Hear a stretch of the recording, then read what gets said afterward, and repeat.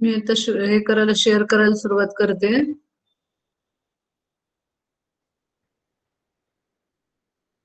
उद्या पहिलं यादव सरांचं जे लेक्चर आहे ते मीच घेणार आहे आणि आत्ताच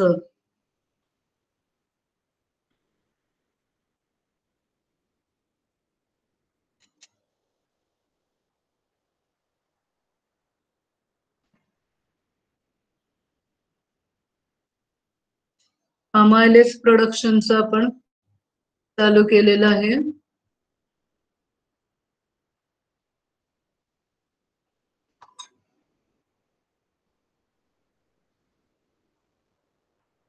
लास्ट लेक्चरला आपण बघितलं की हायर ॲनिमल किंवा प्लांट जे आहेत ते एन्झाईम तयार करतात, परंतु ते त्यांना गरजेचे आहेत तेवढ्या पुरतच, गरज असेल तेव्हाच फक्त तयार करतात.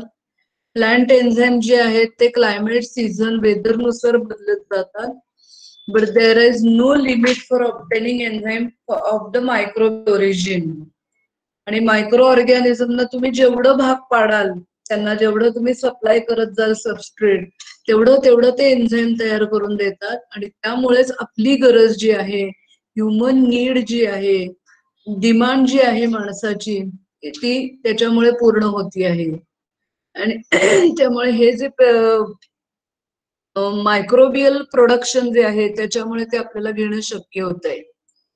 The enzymes are produced by two methods, semi-solid culture method and submerged culture method.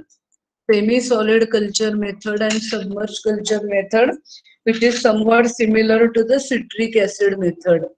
ते आपल्याला प्रत्येक मेथड डिटेल मध्ये बघायची आहे.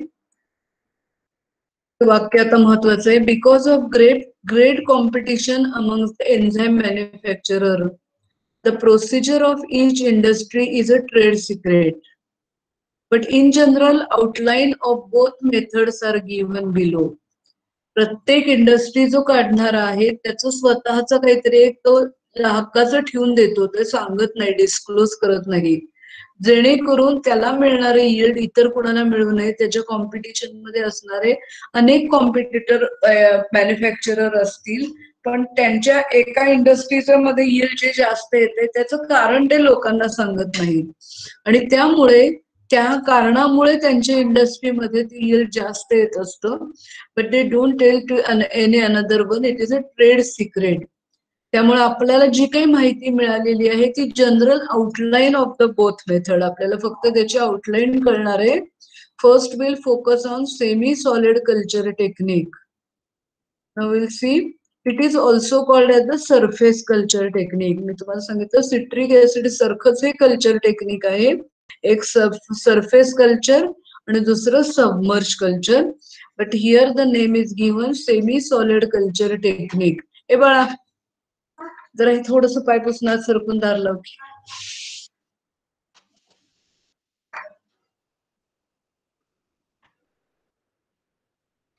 In this method, the enzyme producing culture is grown on the surface of suitable semi-solid substrate. इथे मागच्या वेळेला आपण सरफेस कल्चर टेक्निक मध्ये पूर्ण सॉलिड मीडियम होतं. Here the medium is semi solid culture and therefore the name is given semi solid culture technique. आणि तिथे सुद्धा ट्रे मध्ये हे सेमी सॉलिड कल्चर ठेवले जाय, सॉलिड कल्चर सरफेसला ठेवले जायचे. इथे सुद्धा सेम मेथड आपल्याला वापरणार आहोत, but here we are using the semi solid substrate. Now the substrate generally consists of moistened wheat or a rice bran supplemented with the nutrient salt. आता we are interested in producing the amylase enzyme, and the amylase is the enzyme which acts on the starch, and therefore आपण इथं wheat किंवा rice bran त्याच्यामधलं जे starch आहे ते substrate म्हणून act होऊ शकतं, along with the supplement with the nutrient salt. इतर काही त्याला न्यूट्रिएंट्स लागतील ते, आणि कार्बन एनर्जी सोर्स हा स्टार्च आहे. The production medium is prepared by mixing the bran with solution containing desired nutrient salts.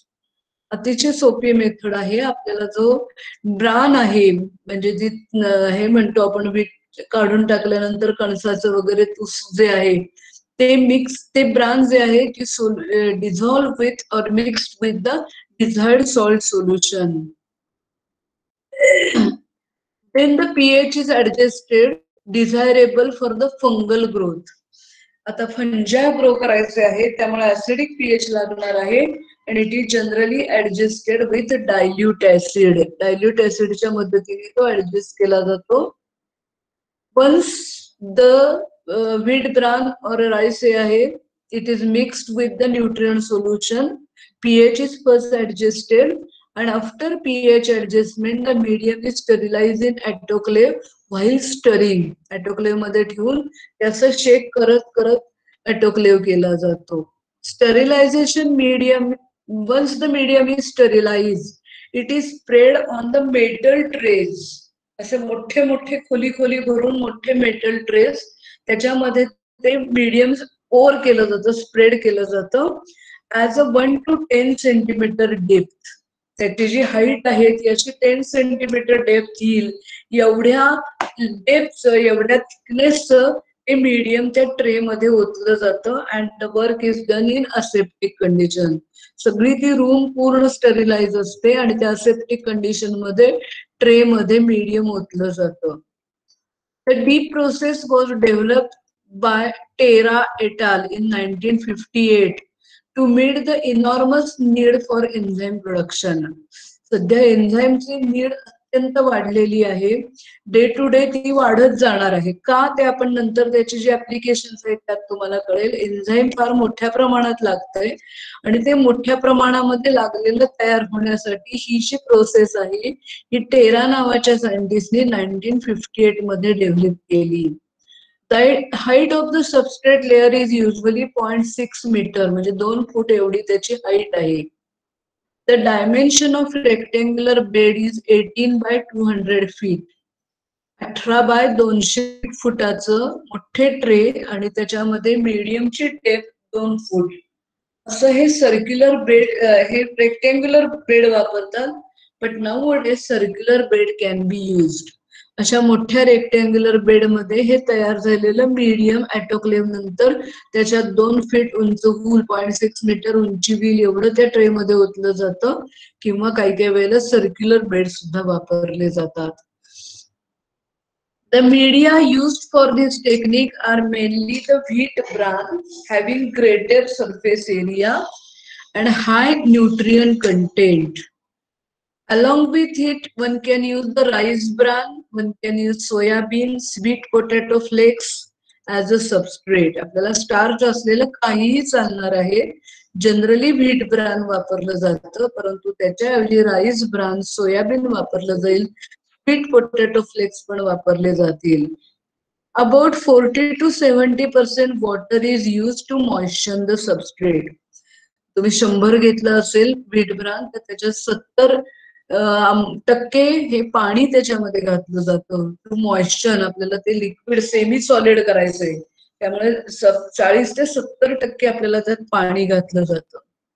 The wheat bran is sterilized by injection of live steam into the bran.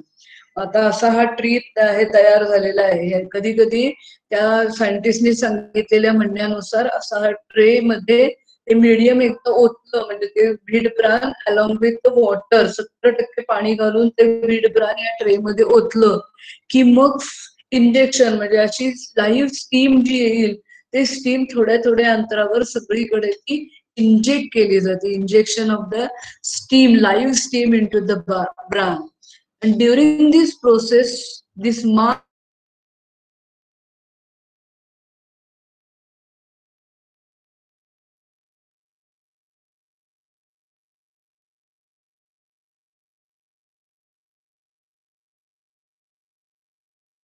Contact मध्ये येण्यासाठी त्याला steaming, स्टरिलायझेशन पण side by side केलं जातं. त्याला ऍजिटेशन केलं जातं. एक असं इमॅजिन करा मोठा ट्रे आहे त्याच्यामध्ये व्हीट ब्रान विथ 70% वॉटर ठेवलेलं आहे आणि असे वेगवेगळ्या ठिकाणी आपण स्टीम वाफ सोडतो एकदम मोठ्या प्रेशरने आणि ती जी वाफ आहे त्याच्या कॉन्टॅक्ट मध्ये प्रत्येक पार्टिकल यावा म्हणून मध्ये मध्ये ते हलवलं जातं, ऍजिटेशन केलं जातं. We have to sterilise it. Steam. एवढं एकदा स्टरलायझेशन झालं की मग काय केलं जातं, it is allowed to cool. Dry suspended spores are inoculated on the sterilise mat. याच्यामध्ये सस्पेंडेड किंवा ड्राय म्हणजे नुसती स्पोर्स किंवा ते पाण्यामध्ये वेटिंग एजंट घालून तयार केलेलं सस्पेंडेड म्हणजे स्पोरचं सस्पेन्शन असा हा ट्रे आहे. याच्यामध्ये स्पोर्स असे स्प्रिंकल पण करता येतील किंवा सस्पेंडेड स्पोर्स पण आपण टाकू शकतो. लिक्विड याच्यामध्ये सस्पेन्शन बनवून हे टाकलं जातं on sterilise mat. Amount of inoculation varies with the process. त्याच्यामध्ये किती इनॉक्युलम घालायचं आहे, it varies with the process. For fungal amylase production 0.4% dry spores are satisfactory. 0.04% एवढे स्पोर्स जरी असले तरी ते सफिशियंट आहेत. Evenly it is distributed, it is inoculated on the tray. Trace elements like iron, zinc, calcium, magnesium are added to promote the spore formation. स्पोरचं तिथे हे होण्यासाठी थोडेसे त्यांच्या ग्रोथसाठी आयर्न, झिंक, कॅल्शियम आणि मॅग्नेशियम पण टाकलं जातं. Trace metals elements. A series of racks are enclosed in large rack on vessel. असं इमॅजिन करा की असं मोठं एक रॅक आहे आणि त्याच्यामध्ये आडवे आडवे हे व्हेसल्स टाकलेले आहेत. Aeration is done by circulating suitable humidified air over the surface of culture. एक मोठा असा रॅक आहे म्हणजे आपल्या घरामध्ये आपण भांडी किंवा ठेवण्यासाठीचा जसा रॅक असतो ते रॅक आणि त्याच्या मधले जे कप्पे आहेत ते म्हणजे हे ट्रे आहेत असं इमॅजिन करा. त्या रॅक मध्ये हे लार्ज ट्रेज जे आहेत ते सगळे त्याच्यामध्ये टाकले जातात आणि त्या पूर्ण मोठा जो रॅक आहे त्याच्यावरून एरेशन केलं जातं. सर्क्युलेटिंग सुटेबल ह्युमिफाईड म्हणजे थोडस मॉइश्चर असलेली हवा on the surface of culture. Aerobic strict aerobic फंजाय आहेत, त्यांना ऑक्सिजनची गरज आहे आणि थोडीशी ह्युमिडिटी असलेली हवा ती त्याच्यामध्ये पूर्ण सर्क्युलेट केली जाते to create aerobic condition. It is necessary to maintain the temperature within a narrow range. आता ही जी काम आहे आपण त्याला स्पोर्स टाकलेले आहेत, ते स्पोर जर्मिनेट होतील, तिथे अमायलेज एन्झाईम प्रोड्यूस होईल, त्यांना आपण एलिमेंट्स खायला घातलेले आहेत, पीएच ऍडजस्ट केलेलं आहे, एरेशन दिलेलं आहे. ह्या सगळ्या प्रोसिजर मध्ये काय होतं, we have to maintain the temperature because ही रिएक्शन जी आहे याच्यात हीट इव्हॉल्व्ह होते. अगदी साधं उदाहरण तुम्ही कुठेही घ्या की आपण एखादी ग्रोथ आलेली आहे किंवा आपण साधे मूग मटकी घेतली आणि ती तुम्ही मोड यायला ठेवली, त्याला जर हात लावून बघितलं ते थोडस गरम झालेलं असतं. तसं इथे हा स्पोर जर्मिनेट होणार, ती प्रोसेस तयार होणार, एन्झाईम प्रोडक्शन होणार. Here heat is evolved during the fermentation and direct air cooling is avoided. ही जी हवा आत येणारी आहे ती डायरेक्ट कुलिंग त्याचं केलं जात नाही. It is avoid for drawing the culture. तीच जर तुम्ही हे केले तर ते कल्चर ड्राय जर झालं, त्याला मॉइश्चर असल्याशिवाय फंगस होणार नाही आणि त्यामुळे स्टरिलाइज एअर ही मॉइश्चराइज एअर ही पास केली जाते. Then the extraction of enzyme is done with water. आता ही आपण काय काय केलं, व्हीट ब्रांचचं मीडियम घेतलं, 40 ते 70% पाणी टाकलं, त्याच्यात ऍसिडिक डायल्यूट ऍसिडनी पीएच ऍडजस्ट केलेला आहे, काही ट्रेस मेटल टाकलेले आहेत.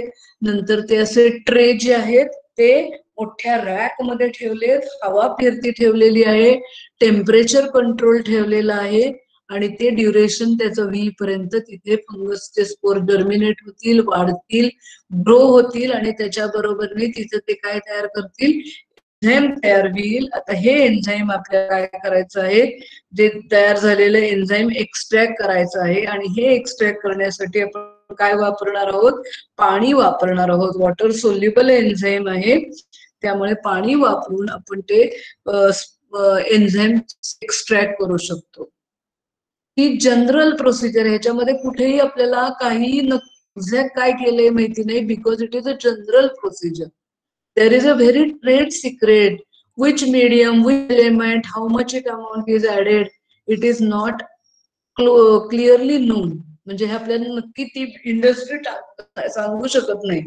त्यामुळे आपण हे असं भेग त्याची आउटलाईन धरलेली आहे. ही प्रोसिजर करताना काय काळजी घ्यायची, प्रिकॉशन बी टेकन. आपण सेमी सॉलिड मेथडने जर गेलो, strict aseptic condition must be maintain because contamination is the major problem. म्हणजे त्यामुळे फंगस आहे, तुम्ही सगळी ह्युमिड कंडिशन दिलेली आहे, वीट ब्रांड ठेवलाय, तर त्याच्यामुळे आपल्याला हवंय तो फंगस वाढण्याची ऐवजी बॅक्टेरिया किंवा इतर कुठला फंगस वाढला तर तो तिथे प्रॉब्लेम देऊ शकेल. आपल्याला जे एन्झाईम तयार करायचे ते एन्झाईम तयार करणारं फंगस वाढलं पाहिजे, आणि म्हणून आपल्याला स्ट्रिक्ट असेप्टिक कंडिशन्स मेंटेन केली पाहिजे. Spores must be prevented to escape in the environment. हे त्या कुठलं फंगस वापरायचं जे जास्त यील्ड देतं ते, आणि तो स्पोर जर एन्व्हायरमेंट मध्ये गेला तर दुसरा एखादा तो स्पोर कॅच करेल, ते फंगस तो ग्रो करेल आणि तो इंडस्ट्री काढू शकेल. त्यामुळे प्रिकॉशन मस्ट बी टेकन, आणि एन्व्हायरमेंटला त्याचा नाश होईल, एन्व्हायरमेंट मध्ये सुद्धा ते अफेक्ट करू शकेल. And therefore the spores must be prevented to escape in the environment. Now the advantages of this method. The method is very cheap, higher yield is obtained, fungus growth is a natural state. एकदम natural condition मध्ये, तुम्ही त्यांना काही वेगळ्या पद्धतीने grow व्हायला सांगितलेलं नाहीये. तस broader variety of enzymes can be produce. फक्त अमायलेस तयार होईल असं नाही, अनेक प्रकारची एन्झाईम तो तयार करू शकेल. ची मेथड आहे, हाय यील्ड देणार आहे, फंगस ग्रोथ नॅचरल स्टेट मध्ये आहे. The only disadvantage is that more space. आता ही एक छोटा फर्मेंटर, आपला म्हणजे फर्मेंटर क्लोज असेल तर तो एवढ्या छोट्या खोलीत मावू शकेल. तो तुम्हाला ट्रे वापरायचे झाले तर जागा भरपूर जास्त लागणार, जागा लागणार, लेबर लागणार, आणि रिस्क ऑफ इन्फेक्शन वाढणार, आणि डिफिकल्ट टू डू ऑटोमेशन.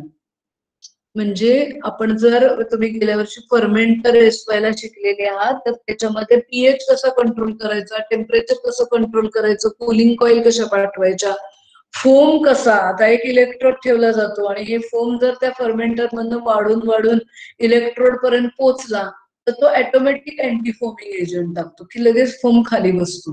परत रिएक्शन सुरू होती, एरेशन ऍजिटेशन मध्ये परत फोम वाढायला लागतो, तो त्या इलेक्ट्रोड पर्यंत पोहोचला की परत अँटी फोमिंग एजंट. कंटिन्युअस ही जी प्रोसिजर आहे ते ऑटोमेशन प्रकार त्यातला आहे. मॉडर्न कंट्रोल मेथड जे आहे ते आपल्याला या सबमर्जला करता येत नाहीत. म्हणजे हे जे सेमी सॉलिड मेथड आहे याच्यामध्ये असल्या technique, automation, modern control method, आणि रिस्क ऑफ इन्फेक्शन जास्त आहे, लेबर जास्त लागणार आहे, स्पेस जास्त लागणार आहे. एवढं सगळं असून सुद्धा मेथड अतिशय चीप आहे आणि त्यामुळे जास्त यील्ड देणारी आहे, म्हणून मॅक्झिमम ठिकाणी ही मेथड अजूनही वापरली जाते. This is the vague introduction.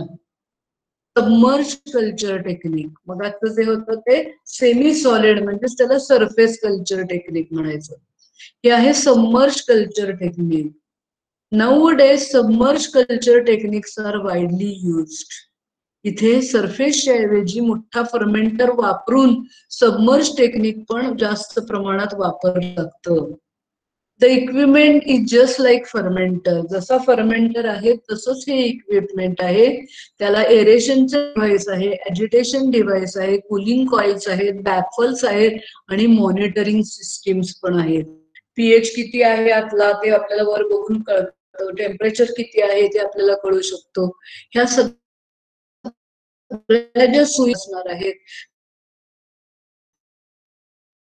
त्या सगळ्या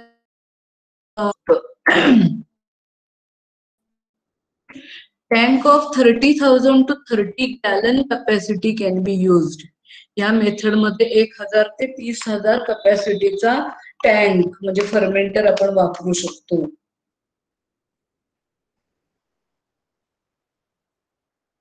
Medium is carbon, nitrogen, energy source along with some vitamins and amino acid.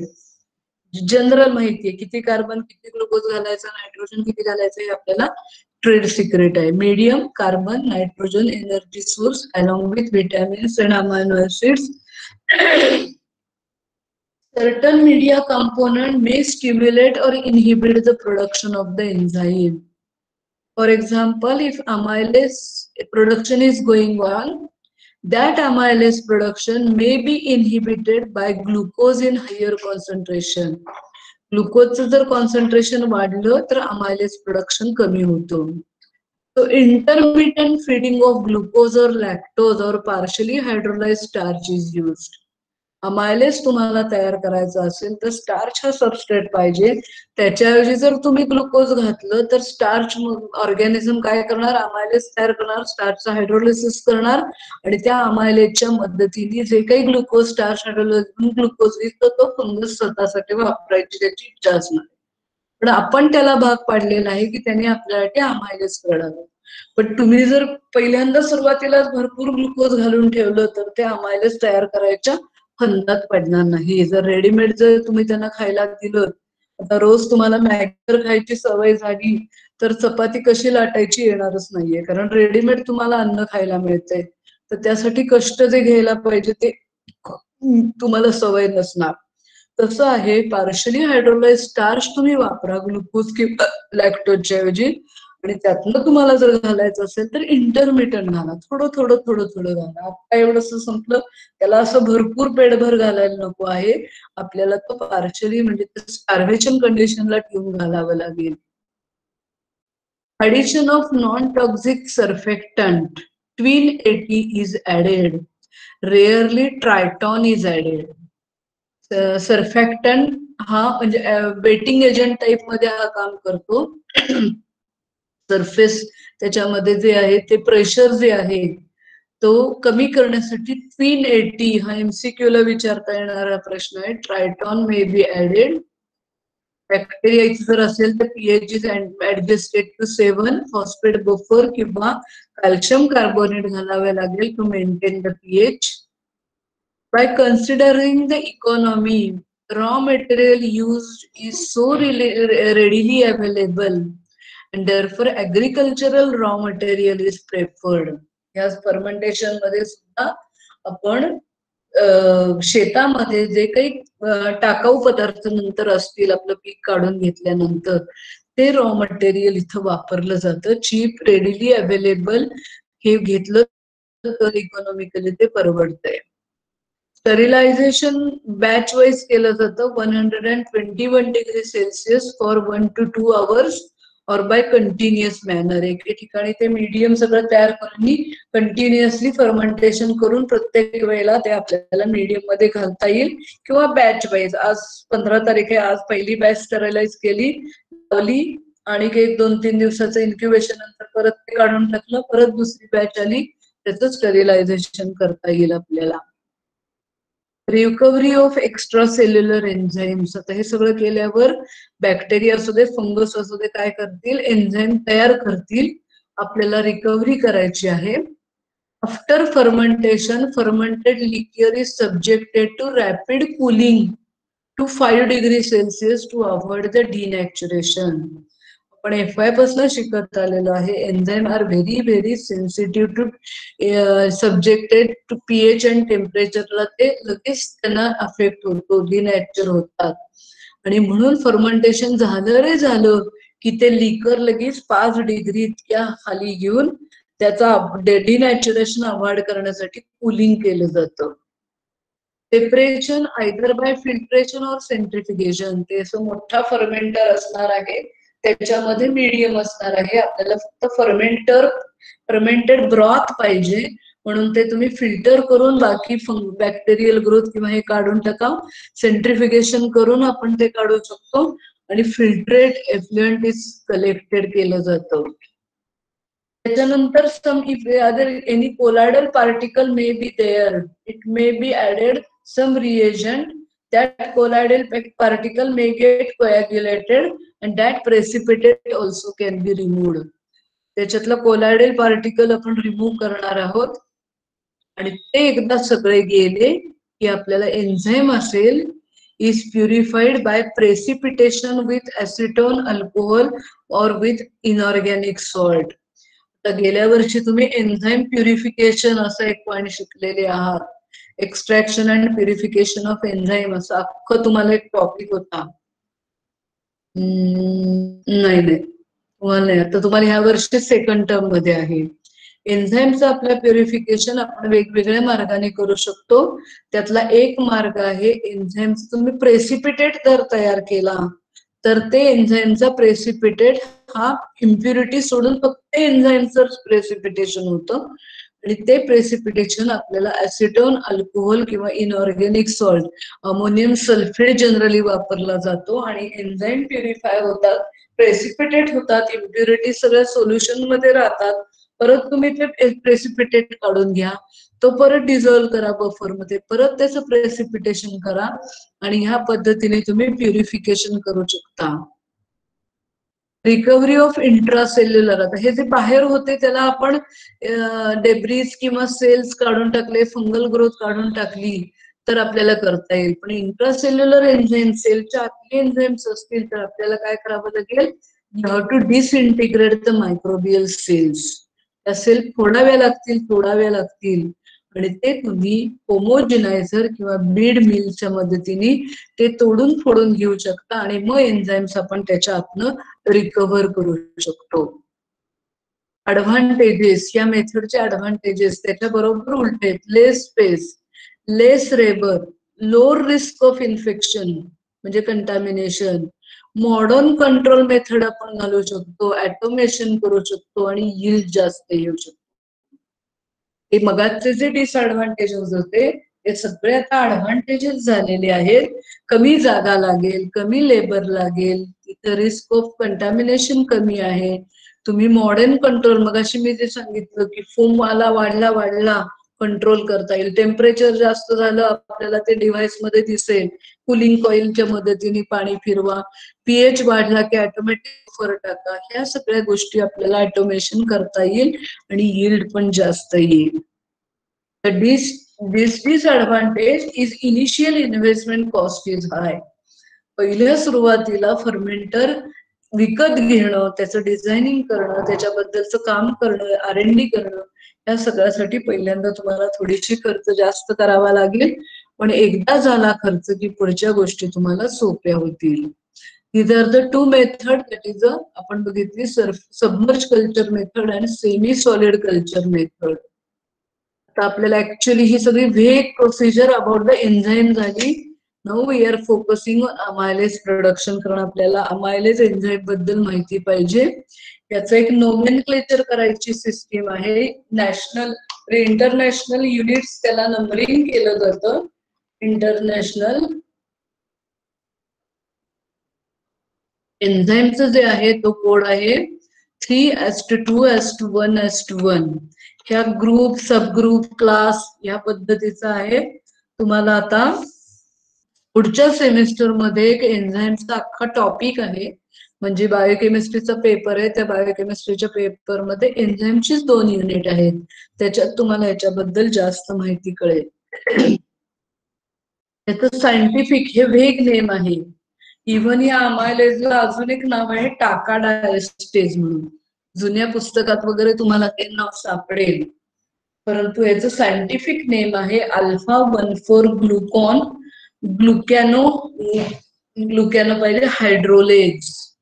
α1,4 linkage break करणारं जे एन्झाईम आहे दॅट इज द अमायलेज.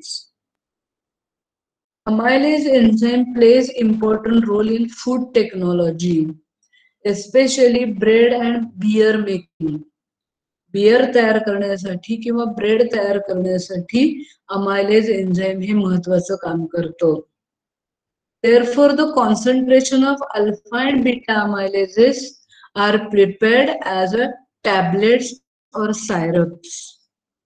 हे जे आहे फूड इंडस्ट्रीमध्ये हे लागतं, ड्रग म्हणून सुद्धा वापरता येऊ शकतो. त्यामुळे हे अल्फा किंवा बीटा अमायलेजचे गोळ्या बनवल्या जातात किंवा सिरप बनवलं जातं आणि it is use for different purposes. हे आपल्याला सर्वात शेवटी लेक्चरच्या ह्याच्या युनिटच्या शेवटी बघायचं आहे.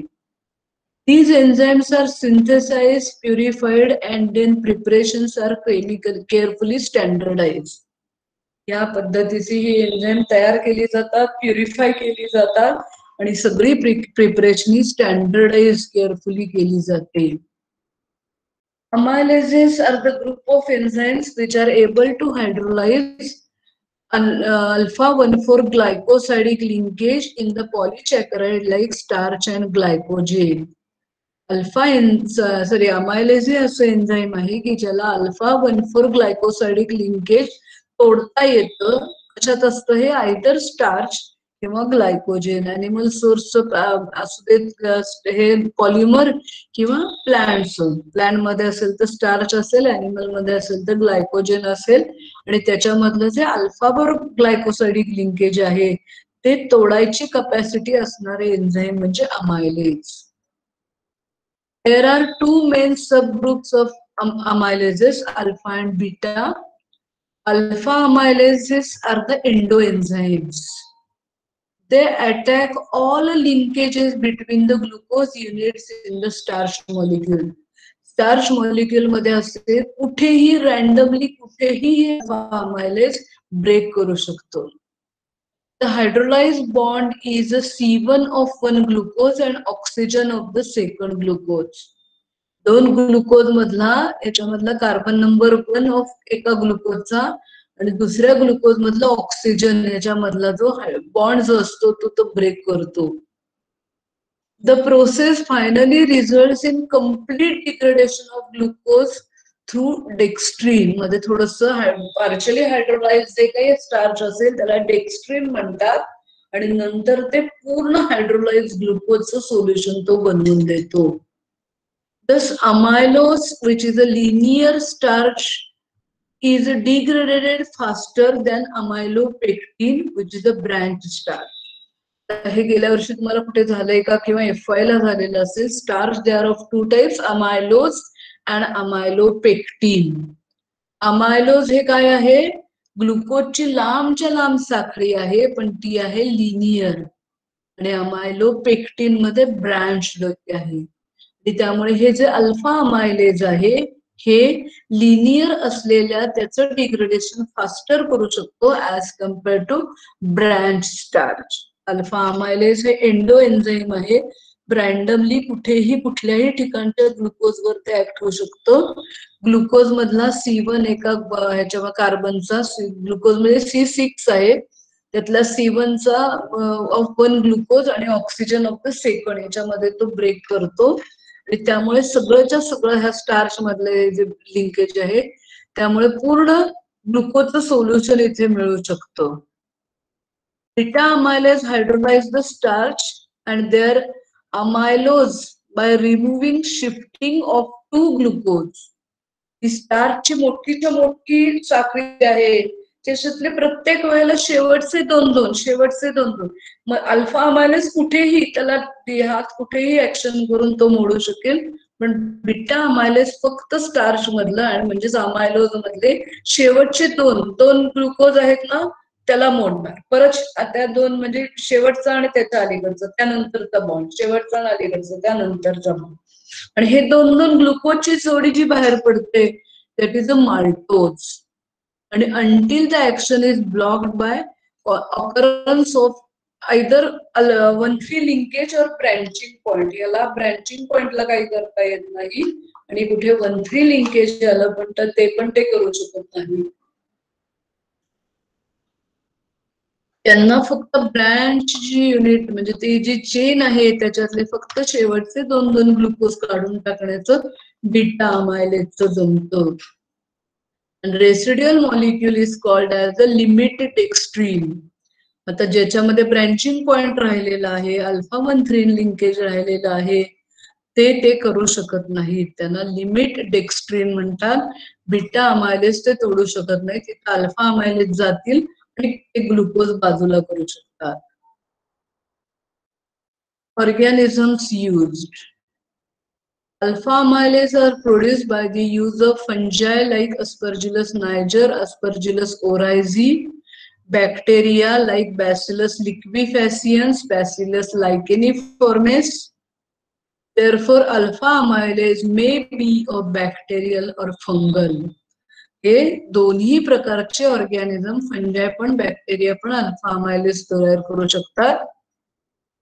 Fungal alpha amylases are grown on wheat bran semi-solid culture, or it is possible to produce fungal alpha amylase by submerged culture technique by using following medium.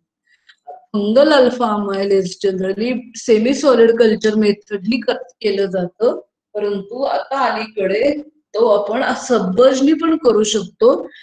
Following medium, हे जे मीडियम आहे हे जर आपण वापरलं तर ते मीडियम वापरून तो तयार करू शकतो. कॉर्न स्टार्च जे आहे ते वापरलं जातं as a source. Carbon, corn steep liquor, नंतर वेगवेगळे एलिमेंट्स घातलेले आहेत, पोटॅशियम, सोडियम, कॅल्शियम, मॅग्नेशियम. त्याच्यानंतर त्याला aeration agitation can be carried out due to very high viscosity. Sorry, एक minute. Aeration and agitation can't be carried out due to high viscosity of the medium due to presence of mycelial bodies. आता हे fungus आहे, हे वाढणार असं मायसेलियल mat सारखं वाढणार आहे, बॅक्टेरिया सारखं वाढणार नाही. त्यामुळे तुम्हाला एरवी जसं आपण फर्मेंटेशन मध्ये एरेशन आणि ॲजिटेशन देऊ शकतो तसं या सबमर्ज मध्ये जास्त देता येणार नाही. तो एरेशन तुम्हाला स्पार्जर वगैरे आठवतंय का बघा, स्पार्जर त्याच्यामध्ये इम्पेलर ब्लेड असतो, स्पार्जर असतो, बॅफल्स असतात. तर ह्या फंगसचं ते गोल आत फिरायला लागला तर फंगल मॅट सगळा तो म्हणजे ते हे होईल. त्यामुळे फंगल मॅट असल्यामुळे इट इज व्हेरी डिफिकल्ट और it can't be aeration and agitation आपल्याला त्याचं करता येत नाही.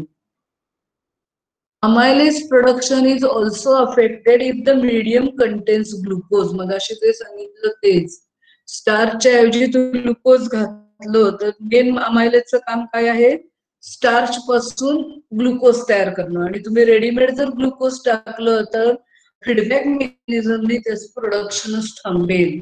आणि त्यामुळे मीडियम मध्ये ग्लुकोज जर घातलं तर त्याचं प्रोडक्शन होऊ शकत नाही.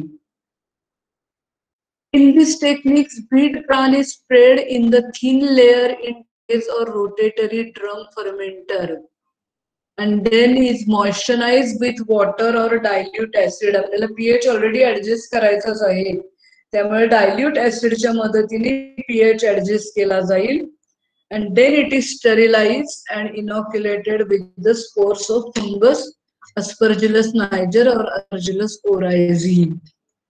व्हीट ब्रान वापरलं जाईल, ते मॉइश्चराइज केलं जाईल विथ वॉटर और डायल्यूट ऍसिड, आणि ट्रे मध्ये मगाचं जे सांगितलं ते सबसाठी आहे, हे सरफेस किंवा सेमी सॉलिड मध्ये ट्रे मध्ये टाकलं जाईल. त्याचं स्टरिलायझेशन आपण इंजेक्टिंग स्टीम बघितलं, ते केल्यानंतर त्याच्यामध्ये फंगसचे स्पोर इनॉक्युलेट केले जातील. After growth the bran with fungal mycelium is dried at 50 degree Celsius और लेस. एकदा का ब्रान मध्ये फंगसची ग्रोथ आली की नंतर ते ब्रानचे केक वाळवले जातात 50 डिग्रीला किंवा लेस मध्ये, and brown to serve as a amylase preparation. त्याचं पूड म्हणजे ग्राउंडिंग केलं जातं, कुटलं जातं आणि त्याचं पासून अमायलेज बनवलं जातं. Amylase is extracted from the bran with amylase is precipitated with aqueous solution by addition of alcohol and then dried at 55 degrees Celsius. ते एकदा हे झालं की आपल्याला तिथलं अमायलेज जे काढून घ्यायचं आहे, एक्वियस सोल्युशन मध्ये आधी ते डिझॉल्व्ह केलं जाईल त्या व्हीट ब्रान मधनं एक्स्ट्रॅक्ट करून, आणि नंतर त्याचं अल्कोहोलनी प्रेसिपिटेशन केलं जाईल आणि नंतर ते वाळवलं जाईल. While the bacterial alpha amylase can be produced by using above mentioned bacterial species, Bacillus आपण नावामध्ये दोन लिहिलेली आहेत, त्यांच्या मदतीने आपण सबमर्ज मेथडनी बॅक्टेरियलचं अल्फा अमायलेज करू शकतो. मीडियमचं कंपोजिशन दिलेलं आहे. ग्राउंड सोयाबीन मिल वापरलं जातं, amber BFY autolyser brewers yeast fraction. Brewing industry मधलं जे यीस्ट आहे हे म्हणजे ते ॲटोलाइज केलं, म्हणजे यीस्ट कल्चर जे आहे ब्रुअर्स यीस्टचं ते ॲटोलाइज म्हणजे तो लायसिस केलं जातं त्याचं, आणि त्याचा फ्रॅक्शन काढून घेऊन हा ऍज अ स्टिम्युलेटर एखादं टॉनिक असल्यासारखं इथे घातलं जातं. डिस्टिलरीज ड्राय सोल्युबल्स, याचं जरा मी बघून सांगते नक्की, याचा अमाऊंट चुकलेला आहे बघे. एन्झाईम केझिन हायड्रोलायझेट हे पण घातलं जातं. N2 अमाइन म्हणलंय, केझिन हायड्रोलायझेट हे घातलं जातं. लॅक्टोज नावाची साखर as a carbon energy source, magnesium sulphate घातलं जातं. अँटी फोमिंग एजंट म्हणून हॉटडॉग KG1 घातलं जातं. आणि पाणी हे कंपोजिशन वापरून मीडियम तयार केलं जातं. याच्यासाठी सुटेबल टेम्परेचर आहे 30 to 40 degree Celsius. Optimum pH bacteria असल्यामुळे आहे 7. It is necessary to maintain the pH, आणि म्हणून अमायलेज pH ह्याच्या पेक्षा खाली जर गेले 6च्या खाली तर ते डिनॅचर होतं, म्हणून CaCO3 घालून pH मेंटेन केला जातो. It is adjusted to 7 and maintain with 7 by adding the buffer CaCO3. Production of alpha amylase begins when the bacterial count reaches to 10⁹ to 10⁻10 cells. Medium तयार होऊन बॅक्टेरियल कल्चर त्याच्यात टाकलं तर 10⁹ to 10⁻10 cells एवढी density तिथे आली की अमायलेजचं production चालू होतं. आणि after 10 to 20 hours and then it is continued up to 100 to 150 hours. 10 ते 20 तासामध्ये बॅक्टेरियल ग्रोथ येते आणि 100 ते 150 तासामध्ये अमायलेजचं प्रोडक्शन होतं. Preservation of liquid preparation of bacterial alpha amylase is done by 20% NaCl. आता इथे हे बॅक्टेरियल अल्फा अमायलेज हे लिक्विड फॉर्म मध्ये तयार केलं जातं आणि ते प्रिझर्व करायला पाहिजे, त्याच्यामध्ये कंटामिनेशन येऊ नये म्हणून 20% NaCl टाकलं जातं. The most active preparation contain 2% active amylase protein. On the other hand, the most active solid preparation contain 5% amylase protein. Liquid medium मध्ये 2% अमायलेज म्हणजे त्याचं यील्ड जरा कमी आहे as compare to solid. Solid मध्ये 5% ऍक्टिव्ह अमायलेज प्रोटीन आहे. त्यामुळे in general एक सीड डायग्राम दिलेली आहे. मायक्रोबियल कल्चर घ्या, सीड कल्चर तयार करा, आयदर सबमर्जला जा किंवा सरफेसला जा. सॉलिड कल्चर कडे जा, एकदा का ग्रो झाली फंगल कल्चर घातलं, बॅक्टेरियल कल्चर घातलं की ते वॉटर एक्सट्रॅक्शन आणि फिल्टर करून लिक्विड एन्झाईम तयार केलं जातं. हे लिक्विड एन्झाईम कॉन्सन्ट्रेट करून घेतलं जातं आणि नंतर हे जे कॉन्सन्ट्रेटेड लिक्विड एन्झाईम आहे आयदर त्याच्यामध्ये स्टॅबिलायझर ऍड केला जातो ऍज अ प्रिझर्वेटिव्ह, आणि ते लिक्विड एन्झाईम मार्केटमध्ये विकायला येऊ शकतं. तुम्ही लहान मुलांना डायजेस्टिव्ह एन्झाईम देतात, क्षणभर मी नाव आठवून सांगते जरा. तो जर मार्केटमध्ये गेला तर त्याच्यात लिहिलेलं असतं बॅक्टेरियल अल्फा अमायलेज. अशी पिवळ्या रंगाची औषधाची बाटली आहे.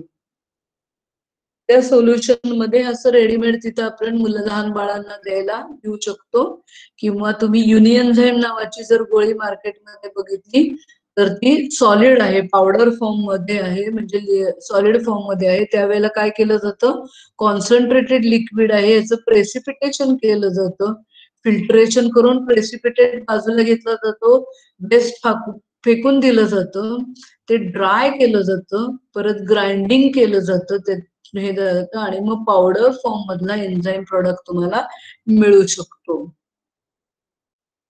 These are the different uses applications of the alpha amylases. Baking industry मध्ये येतो, पेपर इंडस्ट्री मध्ये याचं काम आहे, शुगर इंडस्ट्री मध्ये आहे, टेक्सटाईल मध्ये आहे, लॉन्ड्री आणि डिटर्जंट्स मध्ये आहे, आणि ब्रुईंग इंडस्ट्री मध्ये एन्झाईमचं काम आहे. आता वरचे जे सगळे आहेत ब्रेकिंग किंवा ब्रुईंग जे प्रकार आहेत, या सगळ्या प्रकारामध्ये बेकिंग आणि ब्रुईंग मध्ये तुम्ही जे काही रॉ मटेरियल वापरणार आहात त्याच्यापासून डायजेस्ट करून ती ग्लुकोज तयार केल्यानंतर मग ती वाईन म्हणा, बियर म्हणा किंवा ब्रेड म्हणा तयार होऊ शकणार आहे. तिथं ते अल्फा अमायलेज लागतं. आणि तुम्ही टेक्सटाईल किंवा लॉन्ड्रीमध्ये जर बघितलं त्याच्यामध्ये अमायलेज, आता अलीकडे आपण कुठलंही आपल्या घरी जी काही सर्फ किंवा असेल त्याच्या पुढे एक्सेल लिहिलेलं असतं. पूर्वी साबणाचं नुसतं सर्फ होत, आता तुम्ही एक्सेल म्हणजे त्याच्यामध्ये असं रेडीमेड एन्झाईमच टाकलेले असतात आणि त्यामुळे ते डाग जे कपड्यावर पडलेले असतात, अमायलेज काही फार उपयोगाला त्याला नाहीये. परंतु जर तुम्ही एखादं लोणच्याचे याचे जे डाग पडतात त्याच्यामध्ये लिपिड एन्झाईम जर घातलं डिटर्जंट मध्ये, लायपेज, तर ते सगळं लिपिड तिथले डाग निघून जातील. आणि म्हणून ते असं दाखवताना सुद्धा आपल्याला असं दाखवतात की थोडस ते साबण घ्या आणि डाग पडलेल्या भागावर घासा. आपण असं कधी करत नाही, आपण कपडे घेऊन बुडवतो आणि मग ते साबण लावून घासत असतो. पण हे त्यांचं असं म्हणणं आहे की लॉन्ड्रीमध्ये डिटर्जंट मध्ये हे वापरलं जातं. तसंच हे एक टेबल दिलेलं आहे, इंडस्ट्रियल प्रोडक्शन, मायक्रोबियल सोर्स कुठला वापरा आणि त्याचा रोल. मायक्रोबियल सोर्स आपण जरी मिस केला किंवा काढून टाकला तरी चालेल. स्टार्चचं कन्व्हर्जन करावं लागतं, जिलॅटिनायझेशन, लिक्विफॅक्शन, सॅकरिफिकेशन ऑफ द स्टार्च हे करण्यासाठी. बेकरीमध्ये मी तुम्हाला सांगितलं स्टार्चचं कन्व्हर्जन होताना डो जो तयार होतो त्याच्या फर्मंटेबल शुगर मध्ये कन्व्हर्ट करण्यासाठी स्टार्च डो मध्ये म्हणजे जे ज्याच्यापासून ब्रेड बनवणार आहे तो डो जो आहे, तो लगदा जो आहे त्याच्यापासून फर्मंटेबल शुगर करायला अमायलेज एन्झाईम लागतो. तसंच इथे डिटर्जंट इंडस्ट्रीमध्ये degrade the residual starchy food, potatoes, gravies, custard, chocolate etcetera to dextrin and other small oligosaccharide. त्याचं डिग्रेडेशन करून त्याचे जे रेसिड्युअल स्टार्ची मटेरियल किंवा बटाटा ह्याच्यापासून बनवून त्याच्यापासून ऑलिगोसॅकराइड बनवण्यासाठी हे वापरलं जातं. टेक्सटाईल मध्ये सुद्धा removal of starch sizing agent from the woven fabrics. तुम्ही जर बघितलं काही काही आपण कापड घरी आणलं तर असं नुसतं जाड ताठ असतं स्टार्च केल्यासारखं, आणि ते तुम्हाला जर मऊ करून घ्यायचं असेल टेक्सटाईल इंडस्ट्रीमध्ये तर स्टार्च सगळं जे आहे ते निघून जायसाठी वोव्हन फॅब्रिक मधला जो स्टार्च आहे तर त्या एन्झाईमची ऍक्शन केली जाते.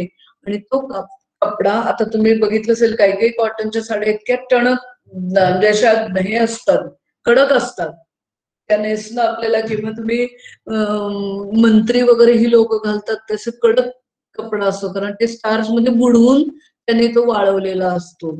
आणि असे कपडे रेडीमेड तयार होताना ते आपल्याला मऊ मध्ये कन्व्हर्ट करायचं असेल तर एन्झाईम घालता येईल. तसंच फ्युएल प्रोडक्शन मध्ये सुद्धा स्टार्ची मटेरियल वापरून आपल्याला एथेनॉल किंवा इतर काही तयार करायचं असेल तर यीस्ट पासून एथेनॉल तयार करायला ह्या स्टार्च पासून फर्मंटेबल शुगर बनवलं जातं एन्झाईमच्या मदतीने आणि मग तयार केलं जातं. पेपर इंडस्ट्रीमध्ये ही viscosity of natural starch is too high आणि पेपर सायझिंग हे जरा हेच लास्ट जरा फंक्शन नीट बघायला पाहिजे, तो एक वाटल्यास मी जरा बघून सांगते. That complete the amylase production.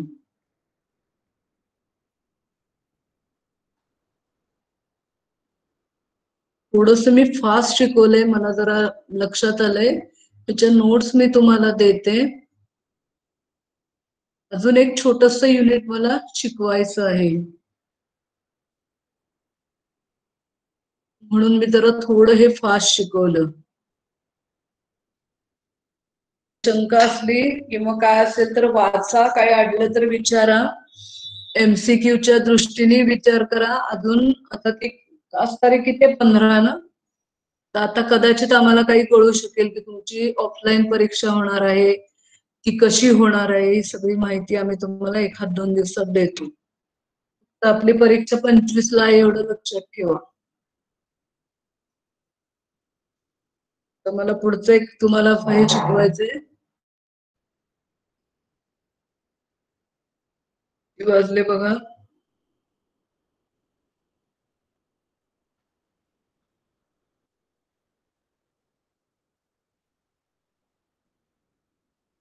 दोन वाजून 4 मिनिटं झालेली आहेत. एक 2-4 मिनिटं आहेत. कोणाला काही बोलायचंय का? हे वाटल्यास तुम्हाला लगेच आता फेड करते.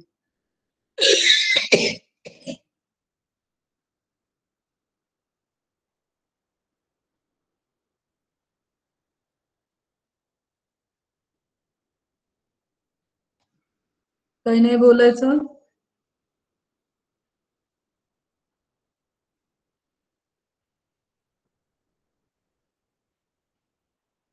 मग सांगते आता.